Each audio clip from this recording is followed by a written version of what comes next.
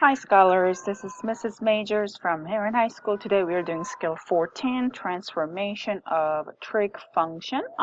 Particularly we're going to focus on sine and cosine graph. So if you remember the last lesson, we learned how to graph, the parent function of the sine and cosine function. Today we're going to shift it up. We're going to reflect it up. We're going to stretch it up. So we're going to make changes to the original function and then see how that affects the equation of and the shape of it. Okay, all right, so look at these four graphs that we have over here. Notice all of them are sine functions, but it does not look like the original, right? What's the original one? Y is equal to sine of x. So that's the parent function. And since I'm nice, I already drew the parent function in the pink color, as you can see. So that's the parent function, which passed 0, 0, half pi comma 1, pi comma 0, 3 half pi comma negative 1, and 2 pi comma 0. All of those pink ones are the parent function. And as you can see, it's very different. So let's talk about how it's different. Okay, all right, so go ahead and compare this pink one with the red one. How would you describe what happened from pink to red? I would say it's gotten longer, right? So I will say it's the vertically stretched by a factor of 2. So it got taller twice. And then you might, if you're smart, you should be like, I wonder what that number 2 does to the sine graph. You see that? All right, let's keep going. Letter B, how does the pink one compare with the red one? For me, it looks like it got flip-flopped, reflected over the x-axis. So I will say reflect over x-axis. Some of you are like, no, Mrs. Major, that's not what I see. For me, it just looks like the red one and the yellow one just got shifted pi, right? If I were to take this pink one and move it pi to the right, you guys see that it's going to be to the blue red one and vice versa. So you might say move pi to the right. Is there any right answer? No, because both will yield the same answer. But just by looking at it, when I have x minus pi, if you remember the reflection, you might want to say, oh, that shifted pi to the right. Aha. Yeah, is it coming back to you from the first semester? Now let's look at letter C. How is the pink one changed to the red one? From the pink to red one, it got squished in, right? Squished in. Another way you can think about it is the horizontally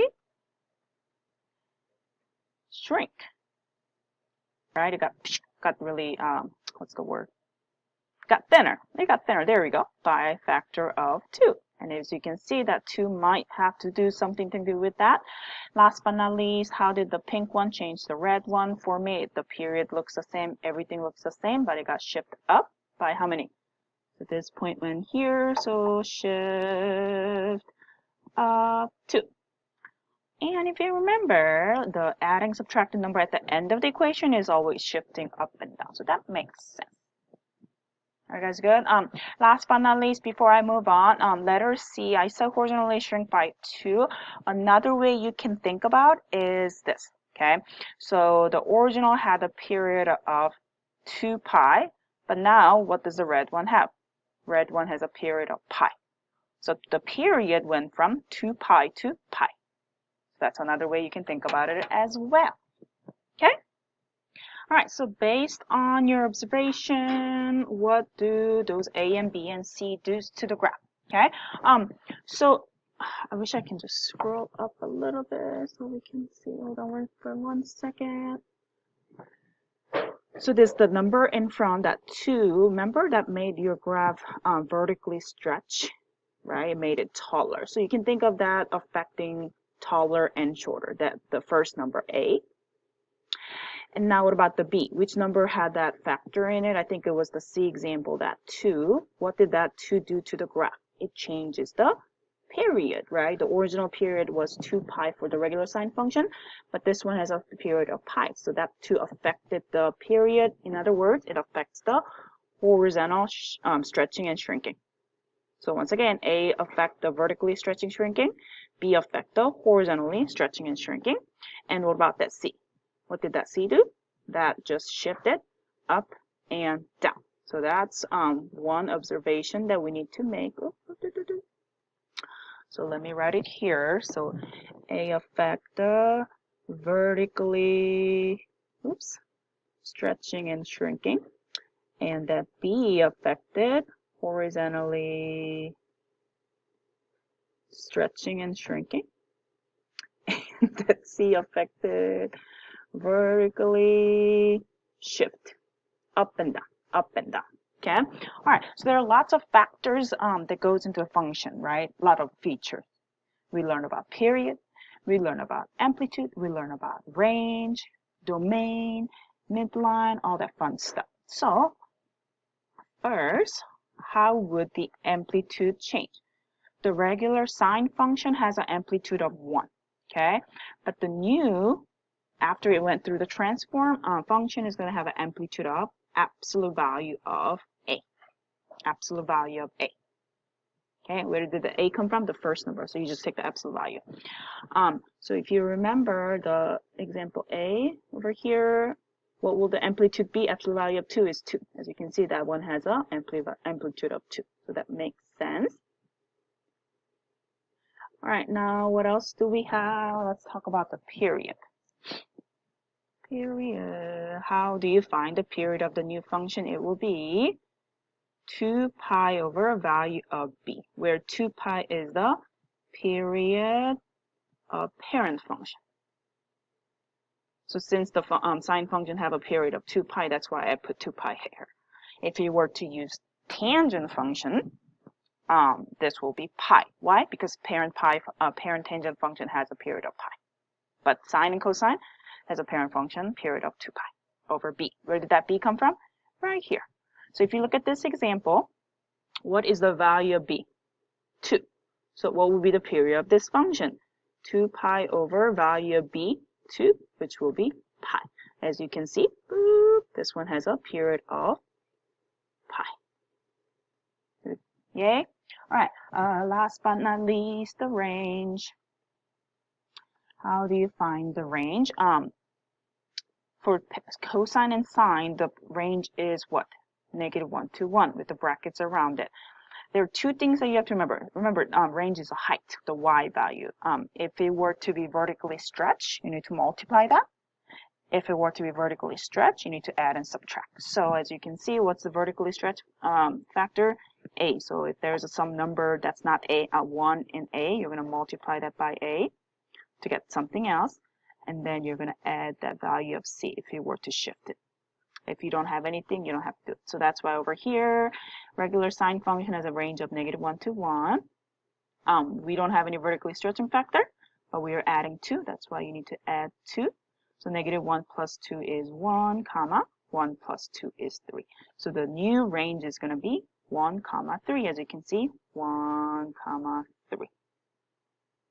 Okay? All right, so now we're going to use that to do the problems on the next page. All right, let's do it. If possible, identify period, amplitude, minimum, maximum, midline of each of the function below. By the way, minimum, maximum will be the range. So the small number will be minimum, maximum number will be maximum. Well, I just said the same thing. All right, well, you will understand when I say it. So right there, I have the cosine function going on. Let's first find the amplitude, shall we? How do you find the amplitude? Is what? Absolute value of A. So absolute value of A, 3. What's the absolute value of 3? 3. So it used to be 1, now amplitude is 3. What about the period? Period is 2 pi over value of B. What's B? Number that's multiplied, so 4. So you get the period of 1/2 the pi. So this function has gotten really tighter, like squished in horizontally, because it used to be 2 pi, now it's 1/2 the pi, which is short. Now what will be the range? Cosine range used to be -1, comma 1. Is there any vertically stretching factor? Yes, 3. So you're going to multiply 3 first to get -3, comma 3. And then is there any shifting up and down? Nope. So this will be the new range. I know the problem didn't ask you, so minimum will be -3 and maximum will be 3. That's the minimum y value and the maximum y value. Midline will be whatever you're adding at the end. So this one does not add anything, so midline will just be y is equal to 0. So just quickly, like this one will be midline of y is equal to -3, and so on. Okay? All right, let's keep going. Letter B, amplitude. If you want to, you can pause the video and try it, and then go back to it. Cosine. So absolute value of 2 will be 2, period. Oops. 2 pi over value of b. Oh, be careful over here, guys. B value is 1/4. So you're doing 2 pi divided by 1/4, which will be 2 pi times by 4, 8 pi. Ooh, we got really stretched out horizontally. So new period is 8 pi. Range used to be -1, 1 for the cosine. Vertically stretched by factor of 2. So we're going to multiply 2 first to get -2 to 2. And are we shifting in anything? Nope. So minimum is -2. Maximum will be, oops, 2. And what else? Midline will be y is equal to 0.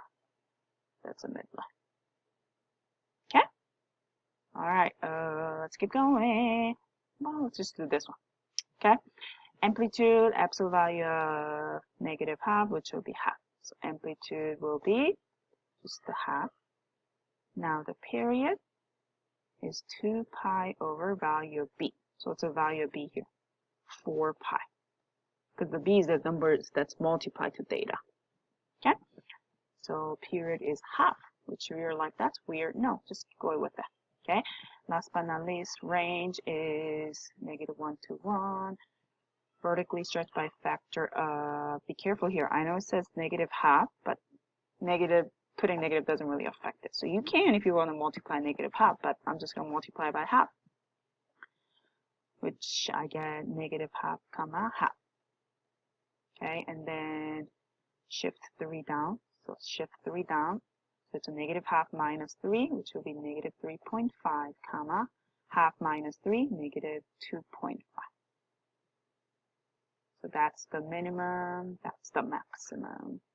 And the midline will be y is equal to -3. Oops. Y is equal to -3 because it got shifted 3 down here. Okay. I know there's a question at the end, but we're not going to do that. We're going to do that in the class together. Okay. Thank you for doing your best. Bye-bye.